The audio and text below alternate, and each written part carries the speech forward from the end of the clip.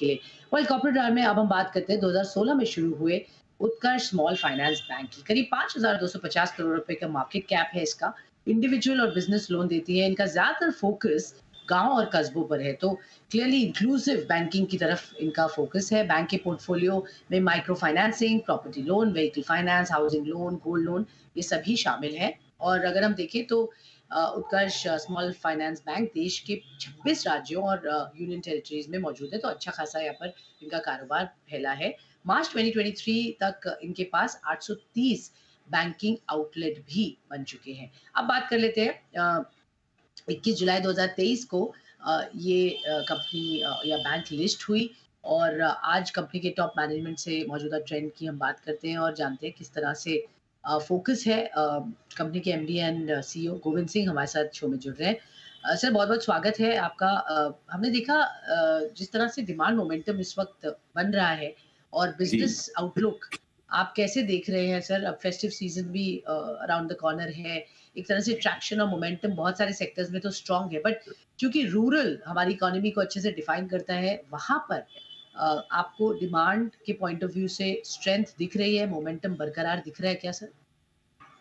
हाँ, अगर आप देखें कि हमारा जो rural and semi urban area है, उसमें डिमांड का काफ़ी अच्छा मोमेंटम है एंड जो क्रेडिट ऑफटेक है, वो स्पेशली अभी जैसा आपने बोला, ये अभी ये फेस्टिवल सीजन स्टार्ट हो जाता है from the month of September onwards, August September onwards, तो उसमें जो डिमांड पार्ट है, वो काफ़ी काफ़ी इम्प्रूव करता है और ऐसा दिख भी रहा है कि काफ़ी इम्प्रूव करने वाला है। सो और नॉर्मली ट्रेंड भी ऐसा रहता है कि जो आपका H1 है, स्पेशली क्वार्टर 1 काफ़ी स्लो चलता है और उसके बाद बाकी के जो पीरियड रहता है, उसमें आपकी ग्रोथ काफ़ी अच्छी होती है। तो वही ट्रेंड हमें इस बार भी दिख रहा है। बीट स्मॉलर टाउन्स या बीट स्मॉलर सेंटर्स, वहां पे ये ट्रेंड साफ साफ दिख रहा है।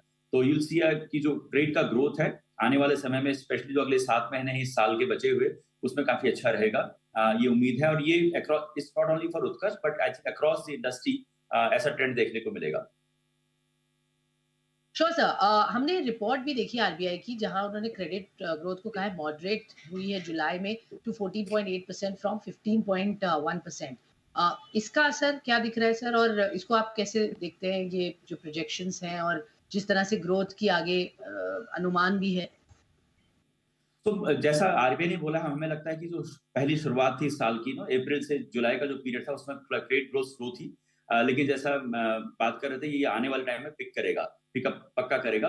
और फॉर बैंक्स लाइक आवर्स, क्योंकि हमारा अभी पोर्टफोलियो साइज छोटा है, we are comparatively smaller bank that way, I think हमारा जो ग्रोथ एक्सपेक्टेशन है, ग्रोथ प्रोजेक्शंस है, वो उससे काफी काफी ऊपर रहेगा। पास में भी काफी अच्छा रहा है। लास्ट ईयर हमारा 31% का ग्रोथ है क्रेडिट का। सो एटलीस्ट उससे ऊपर तो इस बार का क्रेडिट ग्रोथ हमारा रहेगा। सो इंडस्ट्रीज नॉर्मली हमारा क्रेडिट ग्रोथ ज्यादा रहेगा क्योंकि हमारा बेस अभी छोटा है। लेकिन overall credit growth will improve from here. ये इस बात की पूरी उम्मीद है इस टाइम पे। क्रेडिट ग्रोथ इंप्रूव होगी, ये उम्मीद है आपने जैसा बताया, और आरबीआई की जो गाइडेंस है उसी पर हम आगे बढ़ रहे हैं। सर जो रेनफॉल का इम्पैक्ट है बहुत ही कहीं एरियाज में कम रेनफॉल हुई है, कहीं बहुत ज्यादा हुई है, तो उसकी वजह से जो एक डिस्पैरिटी है और उसका असर जो इकोनॉमी में पड़ता है, उसका आप किस तरह से इम्पैक्ट देख रहे हैं? क्या कोई डिसबर्समेंट्स में आपको कमी दिख रही है, या बोरोइंग में अब थोड़े से लोग रिलक्टेंट है या कॉशियस हो रहे हैं? इसका क्या आप अनुमान लगा रहे हैं? सो नॉर्मली जो हमने जब पास्ट में भी देखा, जब जब फ्लड्स होते हैं, वो ज्यादा इंपैक्ट करते हैं कि फ्लड्स में काफी डिस्प्लेसमेंट होती है लोगों की। पीपल गेट डिस्प्लेस्ड जहां फ्लड्स होते हैं। जब ड्रॉट होता है, तो ड्रॉट में अभी क्या हुआ है, I mean it may have some impact, लेकिन आप ड्रॉट में देखते हैं कि लोगों का जो इम्पैक्ट है वो काफी कम रहता है, क्योंकि आज के टाइम हमारे बहुत सारे और साधन है, इवन सिंचाई वगैरह के बहुत सारे साधन है, तो उसका इम्पैक्ट कम रहता है। Obviously normal monsoon is always better, but उसका कोई इम्पैक्ट हमें लगता नहीं कि क्रेडिट ग्रोथ में या आने वाले समय में जो आपकी ओवरऑल इकोनॉमिक एक्टिविटी है रूरल सेमी अर्बन एरिया में, उसका कोई मेजर इम्पैक्ट पड़ने वाला है। एंड कई बेल्ट में जो कि फ्लड बहुत इम्पैक्ट करते हैं, एक्चुअली वहां फ्लड नहीं आया इस बार। तो मुझे ऐसा लगता है कि जो नेगेटिव इम्पैक्ट हो सकता था, एंड जो negative impact because of drought है, वो काफी कम रहेगा। So there should not be any major impact in the rural and semi urban economy because of less rainfall in some of the places. वैसा दिखता नहीं हमको इस टाइम पे। तो ये तो असेसमेंट होगी रेनफॉल को लेकर। सर रीपेमेंट्स के पॉइंट ऑफ व्यू से आप कहीं वहां पर स्लो डाउन देख रहे हैं, डिले देख रहे हैं? कोई डिफिकल्टी इन एग्री लोन्स दिख रही है क्या? बिकॉज आपका रूरल और सेमी अर्बन एरियाज में ज्यादा फोकस है। जी। सो अभी ट्रेजेक्टरी तो एक्चुअली पॉजिटिव है। अगर आप लास्ट से इसको ट्रेंड को कंपेयर करेंगे तो इस साल की कलेक्शंस और इस साल का ओवरऑल एक्टिविटी लेवल काफी ऊपर है पिछले साल से। और जैसा आपने खुद ही बताया कि आने वाले समय में एक्टिविटी लेवल और बढ़ेगा तो फर्दर इंप्रूवमेंट आएगी। सो किसी भी तरह का क्रेडिट में कोई कमी आई हो और कलेक्शन में कोई कमी आई हो because of various other factors, वैसा कोई ट्रेंड नहीं दिख रहा है। एंड यू विल सी कि जो हमारे कम ग्रोथ भी रही है पीछे, that will again pick up from here and overall growth for this year should be better than previous year for sure. मैं यही जानना चाहती हूँ सर, क्या क्वांटम ऑफ ग्रोथ आप एक्सपेक्ट कर रहे हैं? क्योंकि आपने कहा फेस्टिव सीजन है तो थोड़े से आप बुलिश हैं, जो पीछे से ग्रोथ देखी उससे बेटर आप कह रहे हैं होगा, तो क्या परसेंटेज पॉइंट ऑफ व्यू से हम एक्सपेक्ट करें ग्रोथ को?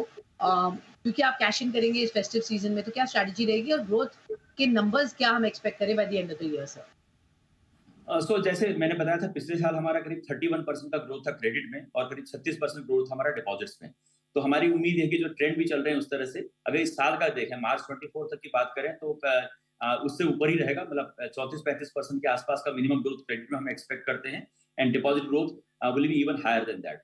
सो मतलब अगर आप अनुमान की बात करें 34-35% के आसपास का growth for this year is bound to happen. मतलब वो कार्ड्स में है, उसमें ऐसा कुछ नहीं है। और ये जो ग्रोथ आएगी हमारे जो करंट वर्टिकल्स है उन्हीं से आएगी, चाहे हमारा माइक्रो फाइनेंस वर्टिकल हो, बिजनेस लोन वर्टिकल हो या एमएसएमई सेगमेंट हो, अफोर्डेबल हाउसिंग हो, व्हील्स हो या स्मॉल कॉर्पोरेट्स हो। तो हमारे एक्जिस्टिंग वर्टिकल्स हैं जो वेल सेट है, उन्हीं से सारी ग्रोथ आएगी। तो करीब 34-35% का growth is what we are envisaging for this year. Okay, 34-35% का ग्रोथ इस बार इस ईयर के लिए आप टारगेट करें और आप कह रहे हैं कि वो मीट हो जाएगा। एनआईएम सर ये क्वार्टर में कम हुए हैं, इसका क्या वजह थी और अब आगे क्या आउटलुक है नेट इंटरेस्ट मार्जिन्स पर? जी, सो थोड़ा सा कम हुआ था क्वार्टर वन में। मेनली क्वार्टर वन में क्या होता है, खर्चे आपके बढ़ जाते हैं, आपके इंक्रीमेंट्स वगैरह स्टार्ट हो जाते हैं, सैलरी कॉस्ट वगैरह बढ़ जाती है फ्रॉम 1 अप्रैल। लेकिन जो बिजनेसेस हैं वो नॉर्मली क्वार्टर वन में स्लो रहते हैं and that was the trend with us also. तो इसलिए निम थोड़ा सा उस टाइम कम देखते हैं, थोड़ा ऑपरेटिंग कॉस्ट ज्यादा थी लेकिन उस टाइप की ग्रोथ नहीं हुई। लेकिन जैसे हमारा 9.5 9.7 के आसपास का रेंज रहता है, 10 बेसिस पॉइंट प्लस माइनस अगर अगर ये मान के चले पूरे साल का हम देखते हैं तो करीब 9.4, और वो रेंज हमें इस बार का आराम से निम इस बार का रहेगा 9.4 9.45 का निम फॉर दिस ईयर। अगर हम मार्च 24 की बात करें, we should be able to achieve without much problem. Outlook है सर, क्या फर्दर डिक्लाइन दिखेगा एनपीएस में in the coming quarters? FY 24 के लिए आपने क्या टारगेट रखा है? तो एनपीए डिक्लाइन आप तो देख रहे हो कि मंथ ऑन मंथ बेसिस पे जो एनपीए थे, एक्चुअली एनपीए काफी इसलिए बने कि कोविड पीरियड में एक्टिविटी लेवल कम हो गई थी, तो काफी लीगेसी वाले पोर्टफोलियो में ऐसा चैलेंज था। बट अगर आप देखें तो हमारा NPA level her month on month in percentage terms decline दिख रहा है उसका। और हम ये उम्मीद करते हैं कि साल के आखिर में 3% से नीचे का ग्रॉस एनपीए, और अगर नेट एनपीए बात करें तो ये शून्य के आसपास रहेगा हमारा net NPA at the end of this financial year and that is what we are targeting. जो हमारा 0.5 के आसपास था पिछले साल में, तो दैट विल बी ऑलमोस्ट निल और मे बी आई मीन उसको हम पॉजिटिव तो मतलब नेगेटिव तो नहीं कर सकते, बट इस बार का उम्मीद करते हैं कि almost zero as far as net NPA is concern at the end of March 24। Okay, fair enough. तो ये डिक्लाइनिंग ट्रेंड आप कह रहे हैं कंटिन्यू रहेगा और टारगेट क्या है? जी, यस। आरबीआई ने सर बैंक्स को कहा है to keep incremental CRR of 10%। इसका क्या इम्पैक्ट रहा सर? और आरबीआई का एक डिसीजन इस पे 8 सितंबर आपने सुना होगा, आरबीआई गवर्नर ने लास्ट पॉलिसी में कहा था, तब वो जी, वापस कॉल लेंगे। दो सिनेरियोज हैं ऑफ कोर्स यहाँ पर, या तो एक्सटेंशन हो जाएगी डेडलाइन की टिल नेक्स्ट पॉलिसी, या वो विड्रॉ कर लेंगे। आपको क्या लगता है क्या होना चाहिए इस वक्त और उसका क्या असर रहा जो सरकार ने ये स्टेप्स लिए या रेगुलेटर ने स्टेप्स? हाँ, तो उसका थोड़ा सा कॉस्ट इम्पैक्ट तो रहता है क्योंकि आपको सीआरआर मेंटेन करना पड़ता है। तो करीब लगभग 10 बेसिस पॉइंट के आसपास का कॉस्ट बढ़ गया during this interim period. But normally balance sheet में 10 बेसिस पॉइंट का बहुत फर्क नहीं पड़ता बिकॉज जो आपके यू आर कई चीजों में आप कॉस्ट को आगे पास ऑन भी कर पाते हैं। एज फार एज ट्रेंड है, देखिए कहना बहुत मुश्किल है क्योंकि आरबीआई विल लुक होलिस्टिकली किस तरह से चलता है, उनका जो इन्फ्लेशन कंट्रोल करने का जो इस टाइम पे उनका मकसद है उसको किस तरह से वो कर पाते हैं। मेरा सेंस है कि अगर वो कंट्री भी करें मान लीजिए अगले एक क्वार्टर में या 1 से 2 महीने में भी, तो इससे बैलेंस शीट बहुत कोई ज्यादा फर्क नहीं पड़ेगा। और हमारी लिक्विडिटी बहुत अच्छी रही है during this entire period. In fact हमारा प्लान भी है कि हम लिक्विडिटी अपनी कम रखें सो दैट जो लिक्विडिटी कॉस्ट है, जो सीआरआर कॉस्ट हमारी बढ़ भी रही है उसको हम लिक्विडिटी को कम करके उस कॉस्ट को न्यूट्रलाइज भी कर पा रहे हैं। बट ऐसी उम्मीद है कि शायद एक आध 1-2 महीने और ये रह सकता है बिकॉज इन्फ्लेशन अभी भी जो आरबीआई का टारगेट है वहां नहीं पहुंचा है। ओके, तो ऐसा लग रहा है कि शायद ये कंटिन्यू रहेगा थोड़े टाइम समय के लिए और कह रहे हैं उसका ज़्यादा असर हो वैसे भी सकता है। बैंक्स पे नहीं है, वो अच्छा रहेगा इनफैक्ट लिक्विडिटी सिचुएशन को देखते हुए।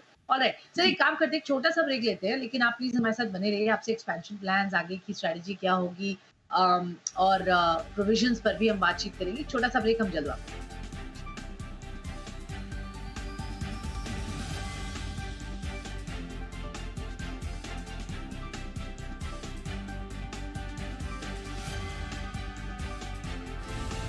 सुपर शक्ति पेश करते हैं super strong stocks of the day. Advanced Y ribbed super Shakti TMT bar हर निर्माण को बनाता है सुपर स्ट्रॉन्ग।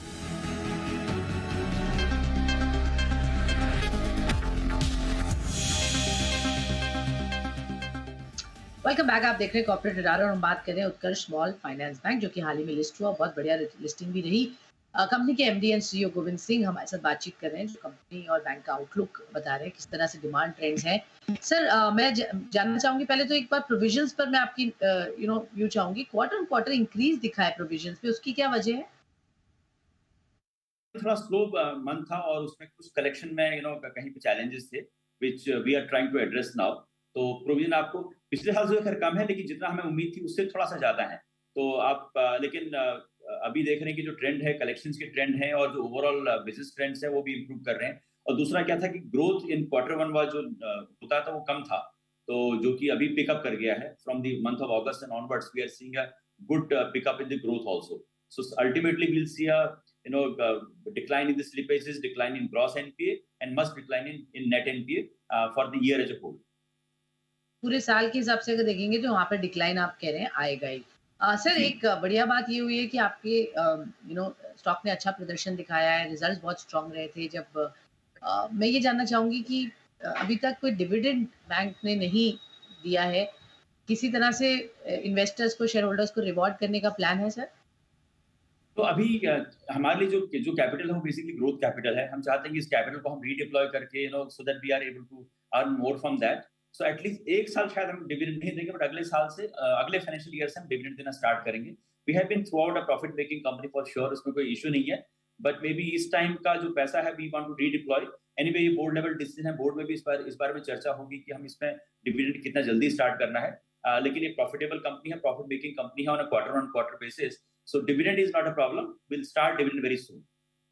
ये अच्छी बात आपने कही कि ग्रोथ की तरफ आप फोकस करेंगे, तो आई थिंक वो बेटर ही है। I think share holders and investors चाहेंगे कि कंपनी और ग्रो, बट डिविडेंड साल भर के बाद उम्मीद करें, वो आपका कहना है। एक्सपेंशन सर, और क्लियरली यहाँ पर ग्रोथ की अपॉर्चुनिटी आपने बताई, और आपकी जो स्ट्रेटजी होगी, अब आपको नई ज्योग्राफीज में, जब आपने लास्ट टाइम कहा था आप एंटर करेंगे टॉप 100 सिटीज में, किस तरह से अब आप प्लान कर रहे हैं अपने आप को एक्सपैंड करने का? जो ग्रोथ की बात कही है, एग्जैक्टली क्या ग्रोथ प्लान्स हैं, कितनी इन्वेस्टमेंट्स होगी उसमें, और हम अगले 1-1.5 साल में क्या नंबर्स पर होंगे उसमें? सो ग्रोथ में 2-3 टाइप की ग्रोथ है। एक तो है आपका नेटवर्क कितना ग्रो करेगा। सो नेटवर्क में हमने पिछले 2 साल में, 2.5 साल में करीब 250 ब्रांचेस नहीं खोली थी। तो हमारा इस बार का जो फोकस है कि उन ब्रांचेस को हम प्रॉफिटेबल बनाएं, उन ब्रांचेस का जो एक्टिविटी लेवल है या ब्रांचेस का जो बिजनेस लेवल है उसको बढ़ाएं। तो बहुत फोकस है इस बार। हम करीब 40-45 ब्रांचेस ऑलरेडी ऑलमोस्ट या तो खुल चुकी हैं, खुलने वाली हैं इस साल में। अगले 1-1.5 साल में करीब 100 से 150 ब्रांचेस हमारी और आएंगी। अगर अगले 1.5 साल का ब्यौरा समझते हैं तो ओवरऑल मार्च 23 से लेके मार्च 25 तक करीब 200 ब्रांचेस के आसपास खुलेंगी हम लोग की। That is one part. Second, जो हमने geography almost 26 states and UTs में हम ऑलरेडी कवर कर चुके हैं। हमारा आइडिया है कि इन स्टेट्स में हमारी ज्यादा ब्रांचेस हो और जो जहां पर हम ज्यादा प्रोडक्ट दे सकते हैं, हम नए प्रोडक्ट वहां लॉन्च करें, ताकि हम वहां पे जो बिजनेस एक्सपेंशन फर्दर कर सकें। उसमें ऑपेक्स भी कमाते, क्योंकि हमारा ऑलरेडी वहां पे सेटअप है। So we are expanding. जैसे हमें एमएसएमई है, करीब हम 80 सेंटर में है, तो उसमें हम सेंटर बढ़ा रहे हैं आज की तारीख में। हाउसिंग हम 44 सेंटर्स पे हैं, we are increasing centre for that. व्हील्स हम करीब 21-22 सेंटर पे थे, now we are increasing more centres for that. So क्योंकि ऑलरेडी हमारे सेंटर हैं, तो उसमें इंक्रीमेंटल कॉस्ट हमारी कम आती है। So that is another type of things that is happening. इसके अलावा कुछ नए प्रोडक्ट में कुछ वेरिएंट जैसे आते हैं, जैसे हम जेएलजी तो बहुत दिन से कर रहे हैं, जॉइंट लायबिलिटी ग्रुप। लेकिन जॉइंट लायबिलिटी ग्रुप के जो हमारे मैच्योर कस्टमर्स हैं, उनके लिए इंडिविजुअल लेंडिंग जो है, जो बिजनेस लोन्स है, उसमें बहुत फोकस कर रहे हैं, ताकि उसमें जो कस्टमर है वो ग्रो करें और साथ में बैंक एंड कस्टमर साथ साथ ग्रो कर सकते हैं। तो भी साथ साथ हमारा चल रहा है। इसके अलावा जो एक बहुत इंपॉर्टेंट पॉइंट हम कर रहे हैं इस टाइम पे, वो है टेक्नोलॉजी का, क्योंकि टेक्नोलॉजी बहुत तेजी से बढ़ती है और तेजी से चेंज भी होती रहती है।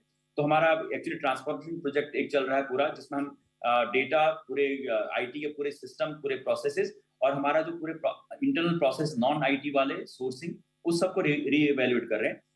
उसमें हो सकता है एक्सपेंशन और एक्सपेंसेस काफी हैवी भी हो सकते हैं, लेकिन वो अगर आप फ्यूचर के हिसाब से देखा, अगले 3 से 5 साल का होराइजन के हिसाब से वी एक्सपेक्ट हमसे काफी बेनिफिट मिलेगा in terms of bringing our cost down, bringing our efficiency up, and overall जो मार्जिन्स होता है इंप्रूव करने में हमें काफी मदद मिलेगा। थोड़ा कॉस्ट इंटेंसिव प्रोजेक्ट जरूर है, लेकिन बैंक के भविष्य के लिए उससे हमें काफी मदद मिलेगी, ये हमारा मानना है। सो ये 4-5 चीजों पे हम जो ग्रोथ की बात कर रहे हैं, तरक्की की बात कर रहे हैं, एक्सपेंशन की बात कर रहे हैं, those are happening across, in fact, all around. That is what is happening at Utkarsh right now. तो क्लियरली आप अभी एक्सपेंशन फेज में और उस पर आप पूरा जोर डाल रहे हैं। मैं एक आखिरी और क्विक सवाल आपसे ये जानना चाहूंगी कि जो अपॉर्चुनिटी आपको दिख रही है इस वक्त, उसकी वजह से जो ज्योग्राफीज में आप पेनिट्रेट करेंगे, कोई स्पेसिफिक स्ट्रेटजी उस तरह से देख रहे हैं जहां से आपको लग रहा है डिमांड और स्ट्रांग होगी, नए प्रोडक्ट्स को आप उस हिसाब से इनोवेट करेंगे, सेगमेंट लीडरशिप कैसे लेंगे आप, क्योंकि मार्केट ऑब्वियसली काफी फ्रैगमेंटेड भी है और बहुत अनऑर्गेनाइज्ड प्लेयर्स भी है, तो आपको अपनी मार्क पहुंचाने के लिए क्या लग रहा है जो आपके लिए स्ट्रेंथ की तरह प्ले आउट होगा? जैसा आपने खुद बताया कि हम 26 स्टेट्स में, यूटीज में है, तो अक्रॉस द कंट्री काम करते हैं, 100 टॉप सेंटर पर डिपॉजिट में काम करते हैं। लेकिन अगर मैं लेंडिंग बिजनेस की बात करूं और स्पेशली जो छोटे टिकट में काम करते हैं, जैसे 25 लाख से नीचे का टिकट है, उसमें यूपी, बिहार, झारखंड, छत्तीसगढ़, मध्य प्रदेश जो हमारा कोर ज्योग्राफी है, वहां पर हमारा होम मार्केट हम अच्छे से जाने जाते हैं, हमारी कुछ ज्योग्राफी की समझ में बहुत अच्छी है, लेकिन क्रेडिट पेनिट्रेशन वहां अभी भी कम है। Bihar is almost 1% of overall credit, UP आप मान लीजिए करीब 4% के आसपास का है ओवरऑल क्रेडिट के हिसाब से, तो क्रेडिट का रिक्वायरमेंट वहां बहुत ज्यादा है, और वहां पे लोकल प्लेयर है, because Utkarsh small finance bank एक ही बैंक है जिसका हेडक्वार्टर वहां पे शेड्यूल कमर्शियल बैंक में, पूरा यूपी, बिहार, झारखंड, छत्तीसगढ़, मध्य प्रदेश, उड़ीसा में एक ही बैंक है जिसका शेड्यूल कमर्शियल बैंक का हेडक्वार्टर वहां पे है। अब नोएडा छोड़ दें, नोएडा में एक्सक्लूडिंग बिकॉज एनसीआर, तो हमारे पास बीइंग अ लोकल प्लेयर बहुत अपॉर्चुनिटी है लेंडिंग साइड में, स्मॉल टिकट में, और उसमें यील्ड भी अच्छी होती है, एंड ओवरऑल क्योंकि आप एंट्री बैरियर वहां ज्यादा रहते हैं, वहां कम प्लेयर होंगे in comparison to developed area in the country. तो हमें लगता है कि ये हमारे लिए बहुत ही स्वीट स्पॉट है, जिस ज्योग्राफी में हम काम कर रहे हैं, जिस प्रोडक्ट में हम काम कर रहे हैं, आने वाले 3 से 5 साल में हम काफी अच्छा ग्रो कर सकते हैं on all aspects, top line, in bottom line, and overall impact angle से हम अच्छा काम कर सकते हैं। That is what we are aiming at all. Okay alright, तो आपकी पता चल रहा है सर कितना स्ट्रेंथ और आपको ऑप्टिमिज्म है बिजनेस को लेकर और किस तरह से काम करें। बहुत बहुत शुक्रिया सर हमसे जुड़ने के लिए, बताने के लिए किस तरीके का प्रदर्शन रहा और आगे क्या है आउटलुक उत्कर्ष स्मॉल फाइनेंस बैंक। वेल, एक छोटा सा ब्रेक के बाद रहेगा जारी, बने रहिए हमारे साथ।